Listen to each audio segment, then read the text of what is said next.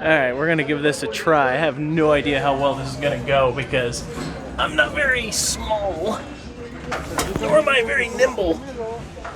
We'll try this route. Oh my goodness. This is gonna be tough. I probably should put this away.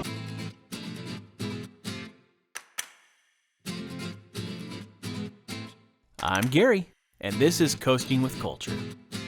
I like to combine theme park visits and riding roller coasters with various cultural experiences around the world. Previously, I began my time in Argentina with a morning in Mendoza, exploring the city and gaining a new coaster credit. Then flying over to Córdoba for some more coasters and exploration. Next, it's time to go beyond Córdoba for some more remote coaster credits and unique sights along the way.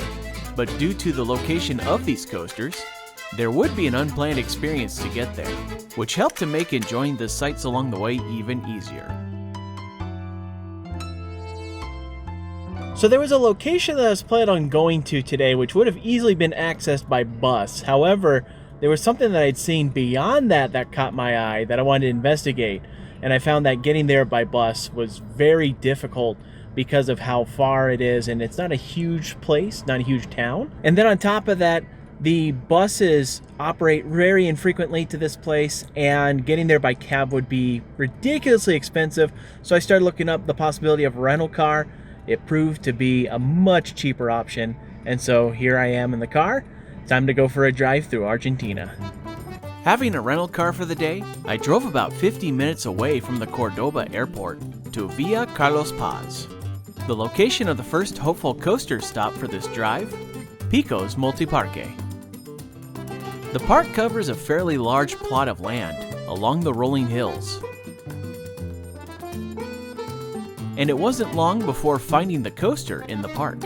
Not having seen a coaster like this one before, it seems as though this could be an in-house built ride, or perhaps was made by a different unknown manufacturer.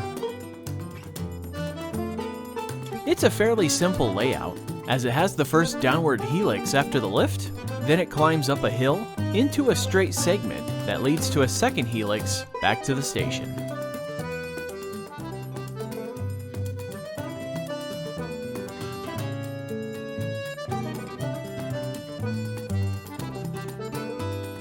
Like many junior-sized coasters, they let you ride through the course more than once. I kind of feel like I just rode on somebody's coaster in their backyard, the way this thing is so steep with the lift hill, and then on top of that, the lack of seat belts made for a little bit of a wild ride. It's not the most intense thing.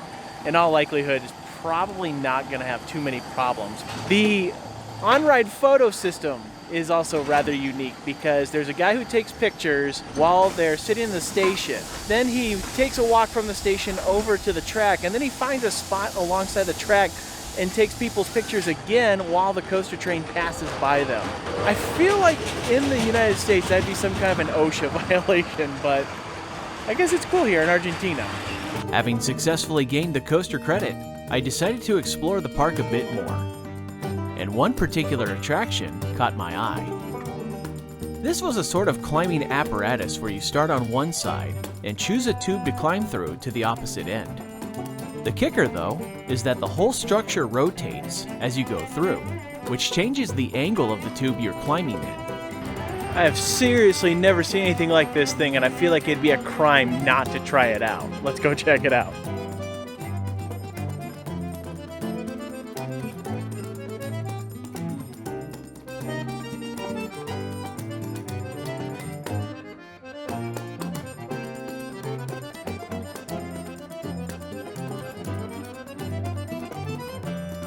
Alright, we're gonna give this a try. I have no idea how well this is gonna go because I'm not very small, nor am I very nimble. We'll try this route. Oh my goodness. This is gonna be tough. I probably should put this away. Sounds like a kid hurt himself, and so they've stopped it for the time being. It's definitely a challenge to do this, especially because I'm a bit taller. I can't really flex myself much, so I'm kind of stuck where I am here. There's the top, or at least the beginning. I got about a third of the way. I could either climb back up this way, or I can wait till this rotates so I can slide down the next tube. Just gonna be kind of chilling out here for a bit, waiting for this to start moving again, because I am way too big to rotate myself to try and climb forward. So I made a mistake going feet first. I guess I'm just gonna chill here for a while until they start rotating again.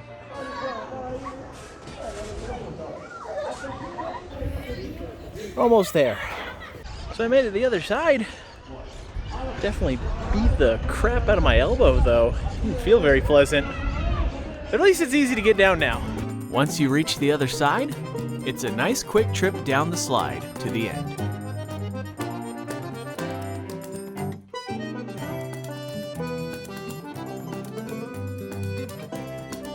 That was pretty unique and different. I liked it. Only definitely gotta kind of pre-plan when you go in there for the appropriate tube, whether it's one that makes sense to climb or it's one that makes sense to go feet first, because otherwise you might find yourself in a situation where you're having to hold on to try and not fall the wrong direction.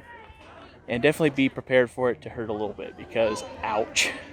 And it's really tiny in there, so unless you go all the way back, there's no way to turn around in there, unless you're a smaller kid. Then you might be able to do it. Unfortunately, this park seemed to have several of its rides out of operation and in various states of repair. While some of their closed rides looked like they could open up later in the day, others, such as their log flume, appeared to have been closed for a good while. But they did have other attractions available, including a few animal exhibits.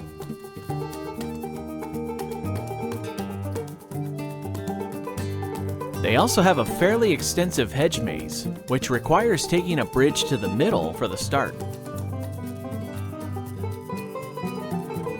And within the maze are several turns, circles, and dead ends, to make it a bit of a challenge.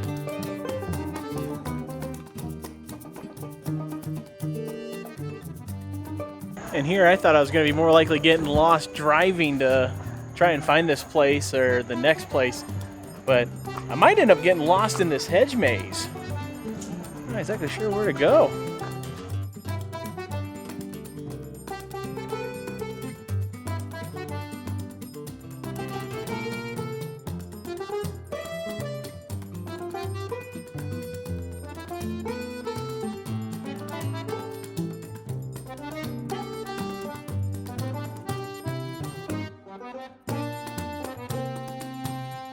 Wonder if I'm finally getting there. Wait a minute, wait. Oh, got it! Solved it. Before heading out of the park, I decided to enjoy the park's magic show, which had a bit of a futuristic theme to it and involved some neat illusions, including making a helicopter appear for the finale. Peko's Multiparque was a neat little stop. I really didn't expect there to be that much to it, as I really hadn't looked into a whole lot about the park other than the fact that there was the coaster there. But having that weird climbing apparatus that rotated, the magic show was fun. There was also the really neat hedge maze, and there's other attractions I didn't even get a chance to do today because I have another stop that I want to go to that I found out about yesterday after doing a little bit of investigating back at the Airbnb. And it's time to go find out if it's what I think it is.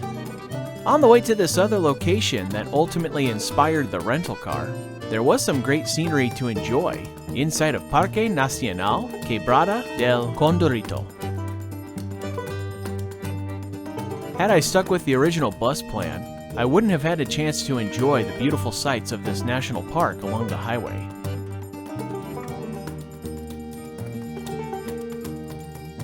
After a couple-hour drive, I made it to Mina Clavero, where I discovered on Google Maps Show Park. While it was shown on Google Maps, and the grass growing around some of the rides seemed to indicate that it could be a more permanent park, the rides were all of the portable variety with trailers, so I figured this was likely a carnival that stays in various locations for longer periods of time. Ultimately, my interest in this stop came from seeing a picture of their coaster, Bruco. Although there was one minor problem. It doesn't open until 8, and it's a bit past 6:15, So there's going to be some time to kill. And unfortunately, that does mean that it's going to probably be a little bit dark heading back, which will mean missing out on some of the sights and having to be a little bit extra cautious. But the point is, there's a credit here, and it's going to open. I'm waiting for it. With a bit of time to kill, I went back into the main part of Mina Clavero, hoping to find a place for some food. And eventually found a restaurant called Infinito, where I enjoyed myself an Argentine beer, Quilmes. Although I wasn't originally planning to get the liter bottle, but that's what they brought, so I took my time enjoying it, until I was ready to head back to Show Park.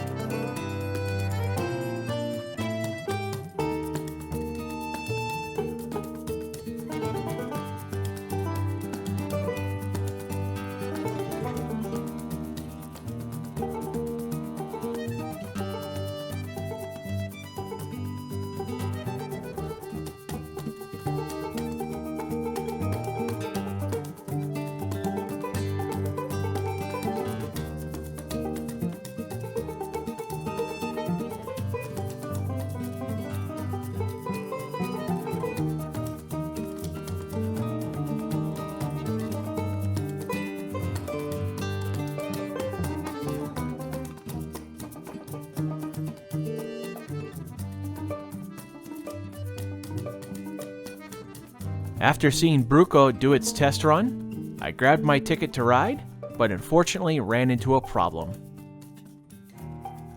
They stopped running it after its first ride with passengers on it. So unfortunately, I didn't quite time it right. They ran it once with a couple of kids on it, and I couldn't get to it before they started it because I was getting the ticket coming over. They got it started. Something started hissing, and now it sounds like it's closed for maintenance. So I'm going to give it a little bit of time and see if it opens back up so I can try to get this coaster, because this is pretty much the reason why I rented a car. So we're going to find out if it'll happen. Seeing as how there's always a chance that a ride won't open back up, I took a look around at some of the other rides to see if there was one worth trying as an alternative if the coaster didn't come back up.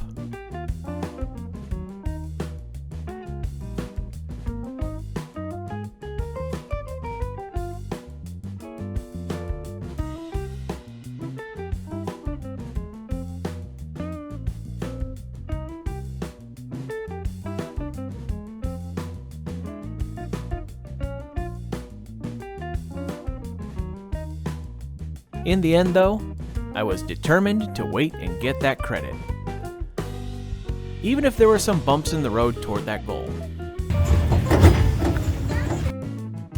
But as luck would have it, around 9:18 that night, they opened it back up, and I was able to get my ride for the credit.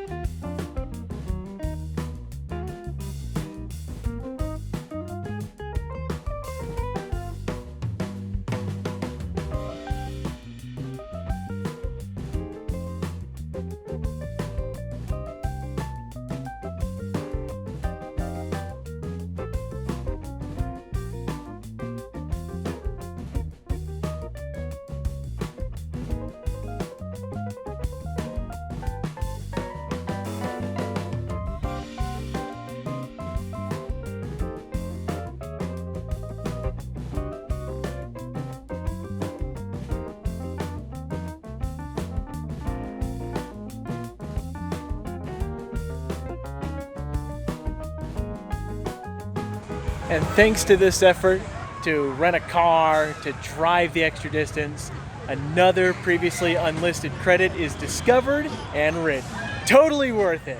Really glad these guys got this ride running. They worked hard on it. Now it's time for me to go ahead and start the drive back to get back to Córdoba.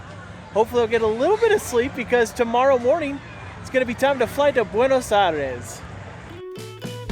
Thank you for watching this Coasting with Culture video. If you enjoyed it, please give it a thumbs up and click the subscribe button below to see future videos here on YouTube, like these ones, which you may enjoy as well. Additional content can be found at coastingwithculture.com, and you can also follow Coasting with Culture on Facebook, Instagram, and Twitter for announcements, previews, and updates. Thanks again for watching, and until next time, take care and safe travels.